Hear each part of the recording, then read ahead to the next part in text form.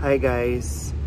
For today's video ay tuturuan ko kayo kung paano magbilang in Mandarin Chinese. So first, ituturo ko sa inyo from 0 to 10 muna. Ang 0 sa Mandarin Chinese is Ling, 1 is E, 2 is R, 3 is San, 4 is S, 5 is Wo, 6 is Liu, 7 is Qi, 8 is Ba, 9 is Zhou, and 10 is Shi. So, count tayo from 0 to 10. Ling, E, R, San, Se, Wo, Liu, Qi, Ba, Zhou, Shi. So, pag nalaman mo yung from 0 to 10, so you can count na in up to 100 in Mandarin Chinese. Yun lang. So, pagkatapos ng 10 is 11, right? So, pag 11 naman, babanggitin mo siya is Shi. So, Shi is 10. So, dadagdagan mo lang siya ng 1 is E.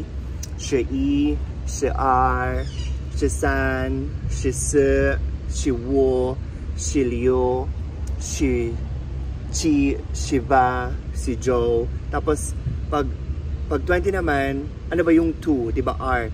So, R Shi E, R Shi R, R Shi San, R Shi Se, R Shi Wo, R Shi Liu, R Shi Qi, R Shi Ba, R Shi Zhou. And then yung 3 is San. San Shi. So, San Shi E, and so on. So, 40 is Shi Se. 50 is Wu Shi. 60 is Liu Shi. 70 is Qi Shi. 80 is Ba Shi.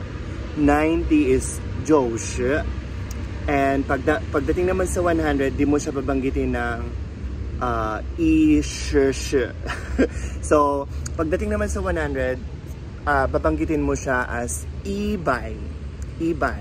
So, pag 101, I Bai, I Bai E, I Bai R, I Bai San, I Bai Se. So, 101, 102, 103, 100. And then, pag 110 naman, I Bai Shi. So, pag 111 naman, I Bai Shi E, I Bai Shi R, I Bai Shi San, I Bai Shi San, I Bai Shi Se, I Bai Shi Wu. So, pag 130 naman, I Bai San Shi. So, laging may Bai pag 100 na. So, pagkatapos naman ng, for example, 155, I Bai Wu Shi Wu. Parang ganun lang.